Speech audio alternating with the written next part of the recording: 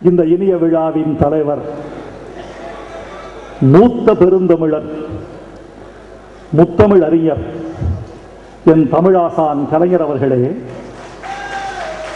இந்த விழாவின் பாட்டுடை தலைவர், இந்திய திருநாட்டின் மாண்புமிகு நிதியமைச்சர், எங்கள் மூத்த சகோதரர் ப. சிதம்பரம் அவர்களே, இந்திய துணைக்கண்டத்திற்கு ஒரு சான்றோனை இன்று புறந்தந்த பெருமாட்டி வணக்கத்திற்குரிய அம்மையார் லட்சுமி ஆச்சி அவர்களே, நாடாளுமன்ற உறுப்பினர் ஞானதேசிகன் அவர்களே, டாக்டர் ஔவை அவர்களே, என் அன்பு சகோதரர் சூப்பர் ஸ்டார் ரஜினிகாந்த் அவர்களே,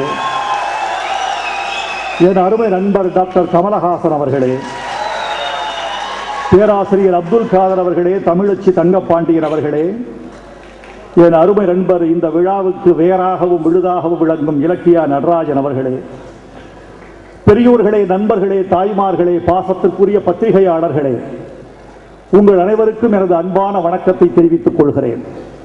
இந்த விழாவில் முன்னெடுத்து வைக்கப்பட்ட ஒரு பெருங்கருத்து, ப. சிதம்பரம் அவர்கள் அறிவாற்றல் மிக்கவர், அறிவாற்றல் மிக்கவர், அறிவாற்றல் மிக்கவர் என்பதுதான். நான் உங்களுக்கு ஒன்று சொல்லிக் கொள்ள வேண்டும் என்று ஆசைப்படுகிறேன். அறிவு என்பது கொண்டாடப்படுகிற கருவி அல்ல. அறிவு என்பது பயிற்சியால் வருவது, அறிவு என்பது தவத்தால் வருவது, அறிவு என்பது முயற்சியால் வருவது. அந்த அறிவின் பயன்தான் கொண்டாடத்தக்கது.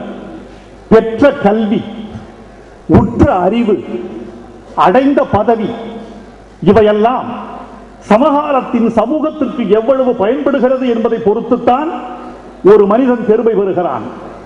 அந்த வகையில் இந்தியாவே கொண்டாடத்தக்க ஒரு பெருமகன் நம்முடைய இந்தியாவின் நிதியமைச்சர் சிதம்பரம் என்றால் அது மிகையல்ல. தான் பெற்ற பதவியால் அவர் என்ன செய்தார் என்று சிலவற்றை நீங்கள் நினைத்து பார்க்க வேண்டும். முத்தமிழறிஞர் கலைஞர் அவர்கள் ஆட்சி பொறுப்பேற்றவுடன் கையெழுத்திட்டார். அவர் கையெழுத்திட்டதில் மிகப்பெரிய நன்மை ஒன்று உண்டு. 7000 கோடி கூட்டுறவு கடனை தமிழ்நாட்டில் தள்ளுபடி செய்தார் கலைஞர்.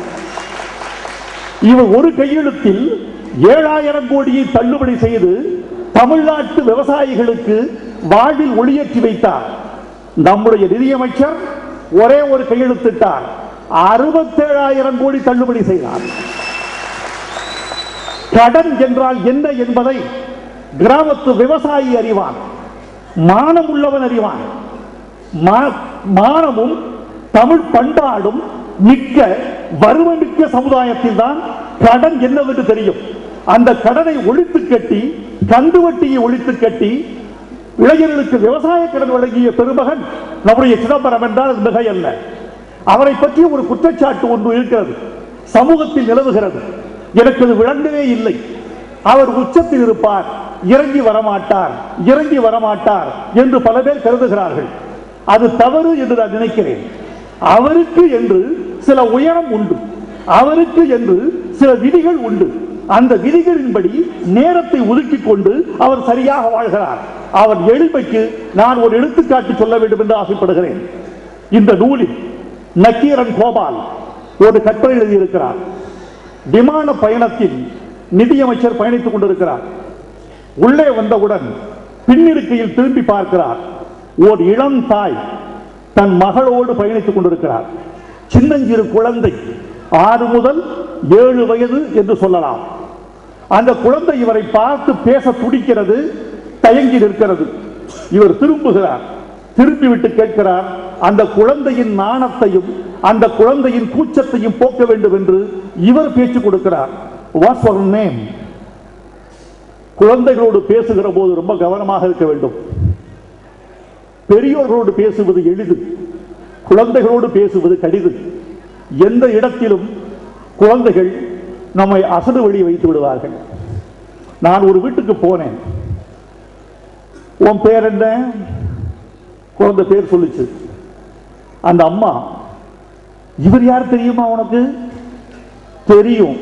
எங்க பேர் சொல்லு. தன்னை முறுக்கி கொண்டு புடவைக்கு பின்னால் ஒளிந்து கொண்டு கங்கையமரன் என்றது.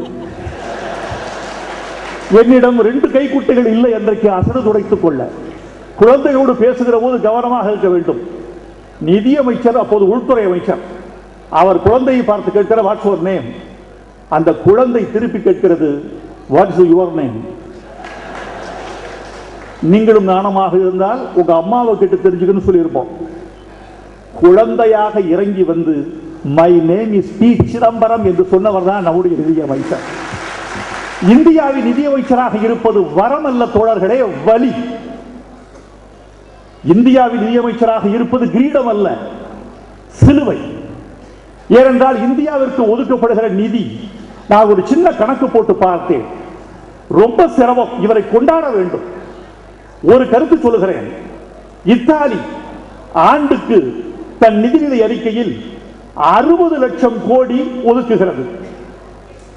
பிரிட்டன் 64 லட்சம் கோடி ஒதுக்குகிறது. ஜெர்மனி 86 லட்சம் கோடி ஒதுக்குகிறது. புள்ளி விவரத்தில் கவனமாக இருக்க வேண்டும் என்று சொல்லுவார்கள். புள்ளி விவரத்தை பற்றி ஒரு குறிப்பு. புள்ளி விவரம் என்பது நீச்சல் உடை அணிந்த பெண்ணை போன்றது. எல்லாம் சொல்லிவிட்டது மாதிரி இருக்கும், மறைக்கப்பட்டது மறைக்கப்பட்டே தீரும் என்று சொல்லுவார்கள். இந்த புள்ளி விவரம் சரியா என்று நான் தெரிந்து கொண்ட பிறகு நிதியமைச்சரை பார்த்து எனக்கு ஒரு தகவல், அது சரிதானா என்று அவருக்கு ஒரு சீட்டு எழுதி அனுப்பினேன். அவர் திருப்பி எனக்கு மேடைக்கு அனுப்பினார், நீங்கள் கேட்ட விவரம் சரிதான் என்று. இந்தியாவின் நிதிநிலை அறிக்கை வெறும் 17 லட்சம் கோடி. வெறும் என்ற வார்த்தையை நான் துணிந்தே அறிந்தே தெரிந்தே பயன்படுத்துகிறேன். வெறும் 17 லட்சம் கோடி.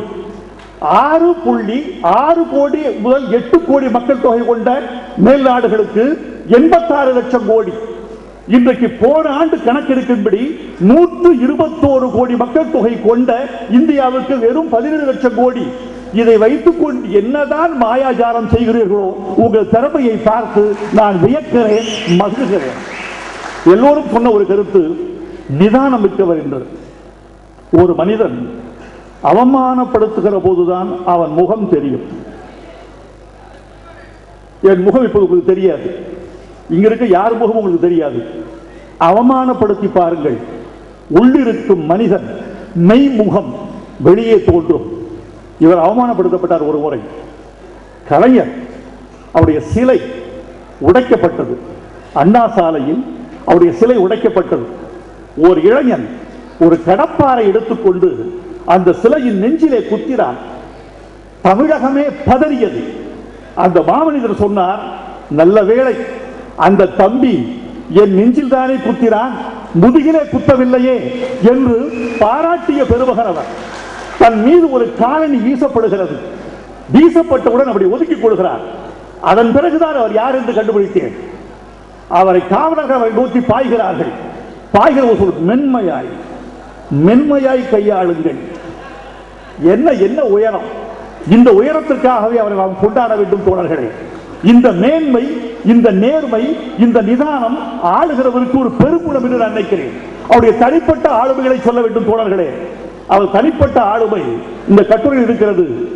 தன் சாப்பாட்டு தட்டி இலையில் அவர் எதையுமே மிச்சம் வைப்பதில்லை. இவர்தான் இந்தியாவின் நிதியமைச்சராக இருக்க பொருத்தமானவர்.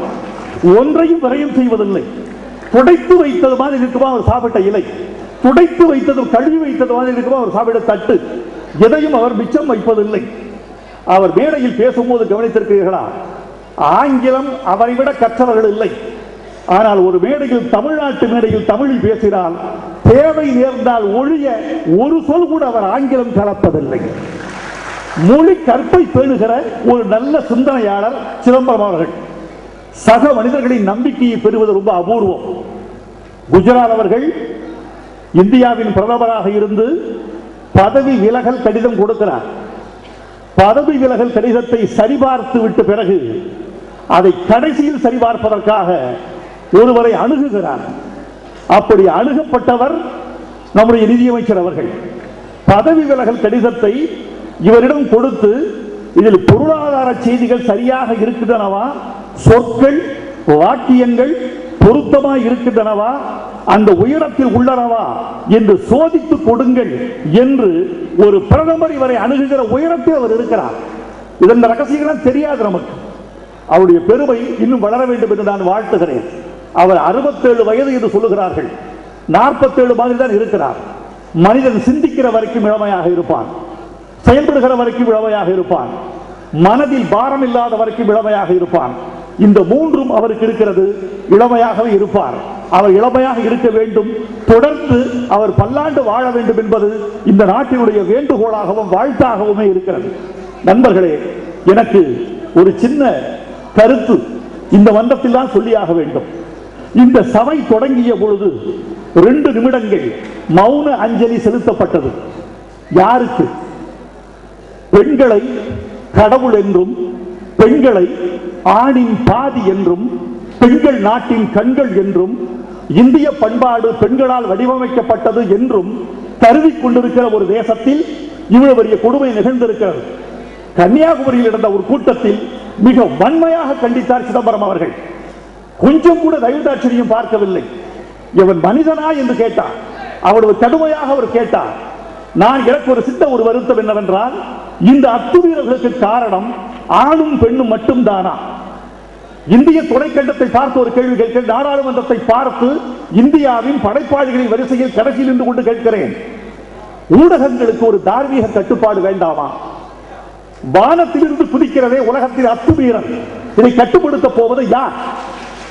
நீங்கள் எஜுகேட் பண்ண வேண்டாம், இன்டியூஸ் பண்ணாமல் இருக்க வேண்டாமா?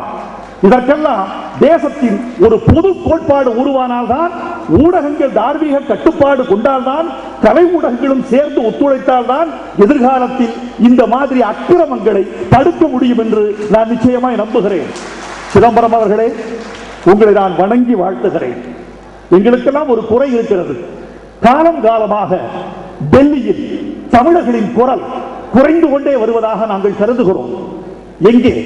பெருந்தலைவர் காமராஜர், பேரறிஞர் Anna, R Venkataraman, C Subramaniam, Murasoli Maran, G K Moopanar என்றெல்லாம் தமிழகத்தின் பிரதிநிதிகளாக இந்தியாவில் ஓங்கிய இடத்தில் குரல் கொடுத்துக் கொண்டிருந்த பெருமக்களுடைய குரல் குறைந்து போய்விட்டதோ என்ற ஒரு ஏக்கம் எங்களுக்கு உண்டு. இல்லை, குறையவில்லை. அவர்களுக்கெல்லாம் சேர்த்து நாங்கள் குரல் கொடுப்போம், நானும் இருக்கிறேன் என்று முன்னணியில் இருக்கிறார் நம்முடைய சிதம்பரம் அவர்கள். வாழ்க நீங்கள். இந்த விழாவில் கலந்து கொண்டதை நாங்கள் ஒரு கௌரவமாக கருதவில்லை, கடமையாக கருதுகிறோம். எங்கள் கடமையை நாங்கள் நிறைவேற்றினோம். இலக்கிய நடராஜன், உங்களுக்கு என் வாழ்த்துக்கள். இது நல்ல கட்டுரைகளை தொகுத்திருக்கிறீர்கள். பெரும்பாலும் வாழ்த்து செய்திகளாக இருக்கின்றன. அடுத்த தொகுப்பு எப்படி இருக்க வேண்டும் என்றால், விமர்சன பார்வையோடு இருக்க வேண்டும் என்று ஆசைப்படுகிறேன். இன்னும் நிறைய மேற்கோள்கள் வேண்டும். அவரை பற்றிய பல்வேறு தலைப்புகளில் ஆய்வுகள் நடத்தப்பட வேண்டும். மிக சாதாரணமான எங்களை பற்றிய 100 ஆய்வுகள் வருகிற போது இந்தியாவையே தாங்கி பிடிக்கிற இந்த பெருமகனுக்கு 1000 ஆய்வுகள் வர வேண்டாமா? வர வேண்டும். அந்த தகுதி படைத்த சிதம்பரம் அவர்கள் வாழ்க என்று வாழ்த்தி விடைபெறுகிறேன். நன்றி, வணக்கம்.